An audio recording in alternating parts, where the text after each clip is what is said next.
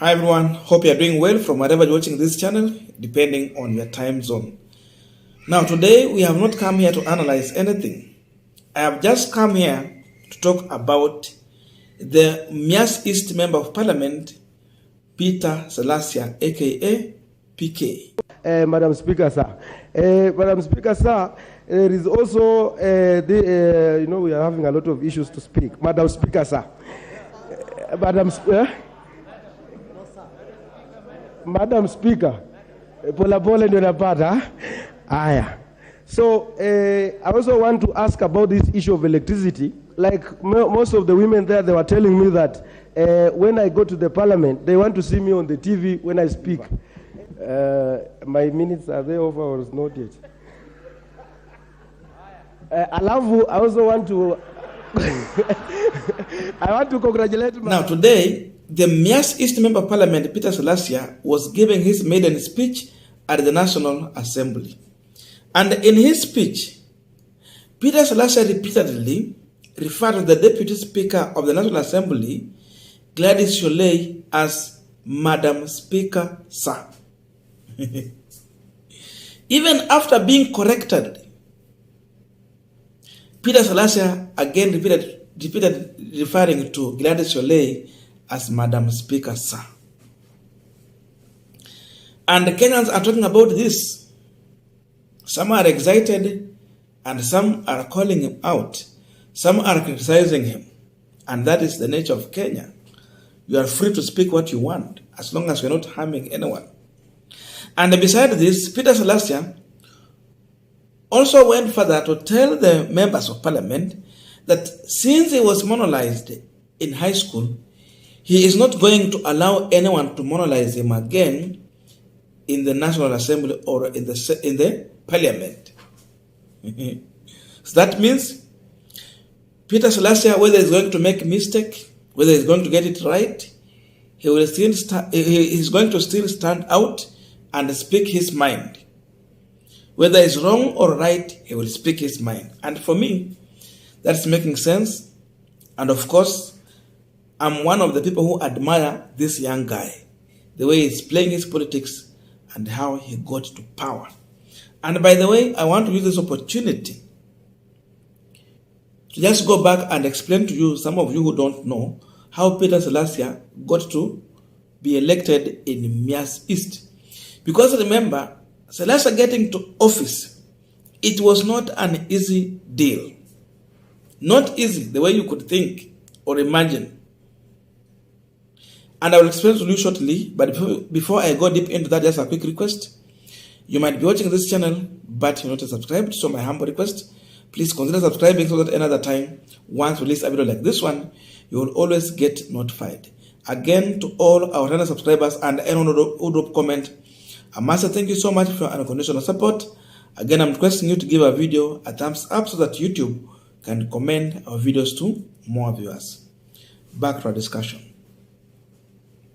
Now, Peter Salasya, for those who don't know, this is a graduate. He's a man who was schooled well. So simone tu kama ameweka nywele hivyo kafikiria hajaenda shule.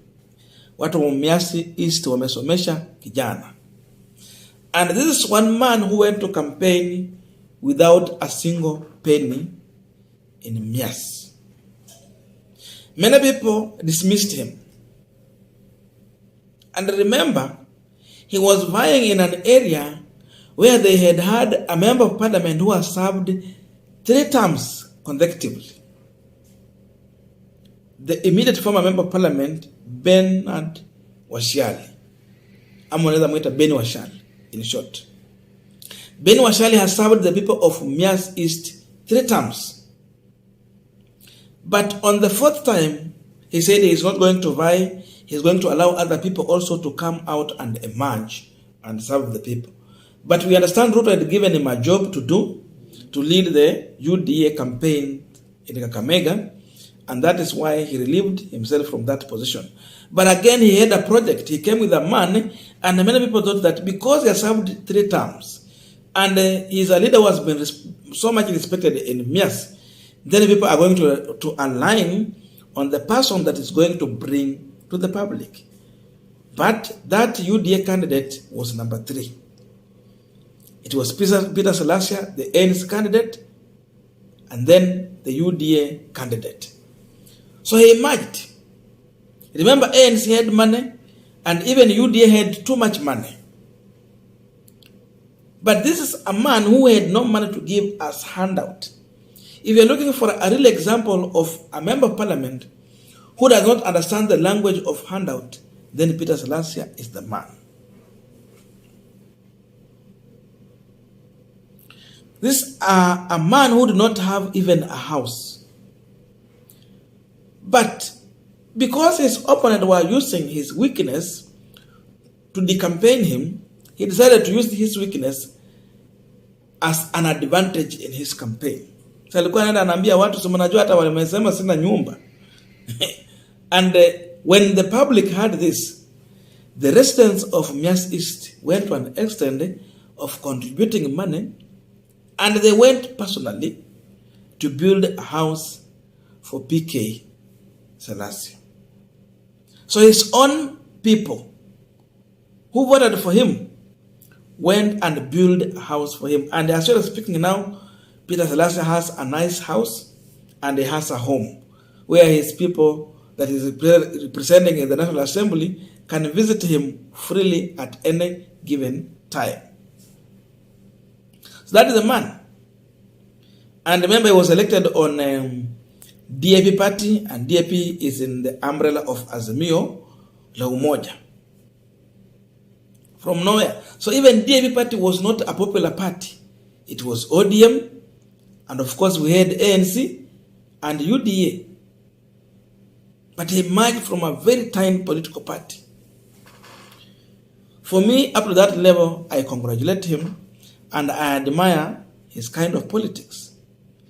You admit to the electorate that you don't have money, but then you should have an agenda you are selling to these people which can convince them. And the way you see him speaking, this is the way he was just campaigning, as simple as that. But the people just got admired on his kind of campaign. So, in as much I admire how he's doing his thing, we will keep on reminding him to remember to do what he had promised the people from Mumias, and we will keep on telling him not to forget the people who made him whom he is. So I want to leave here with a speech from Peter Salasya. Listen to him and drop your comment. Thank you.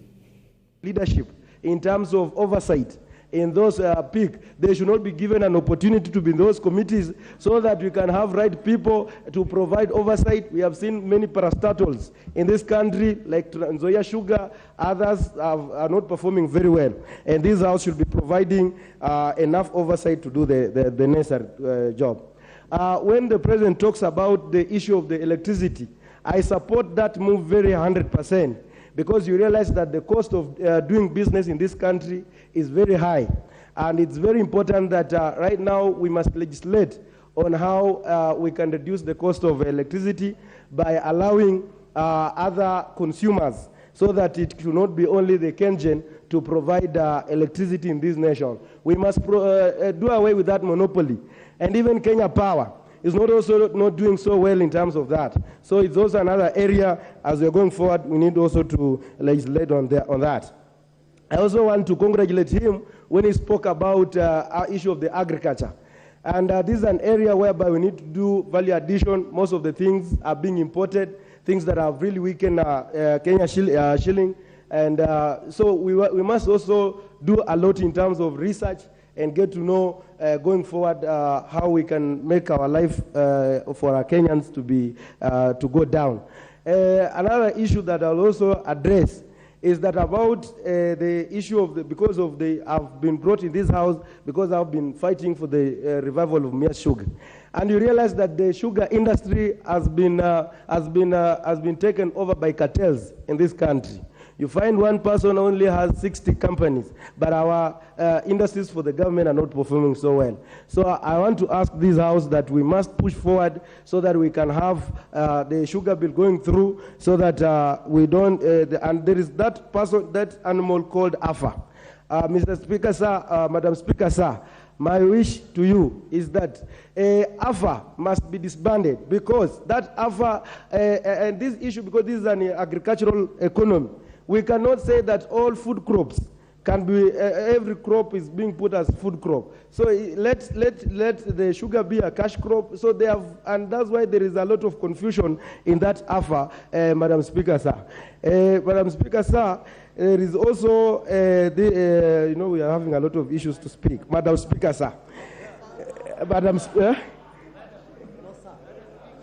Madam Speaker, pole pole ndio napata. Aya.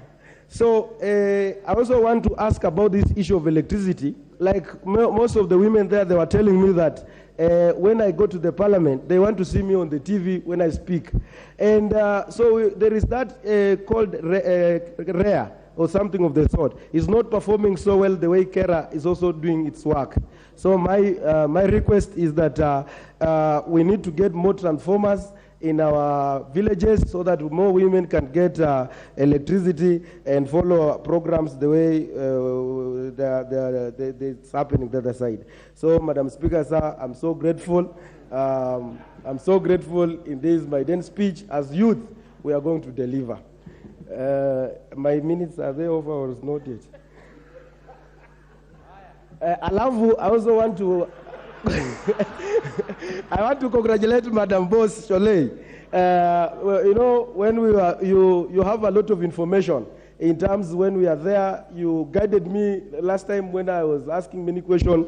So you provided leadership. But most important thing, give us more time to express our issues. The issue of the veterans, tuliwaangusha veterans. So we are all equal in this house, and we must not. I was monolized in Form 1, and I cannot be monolized in this house, Mr. Speaker, Madam Speaker, sir. Thank you so much. Thank you.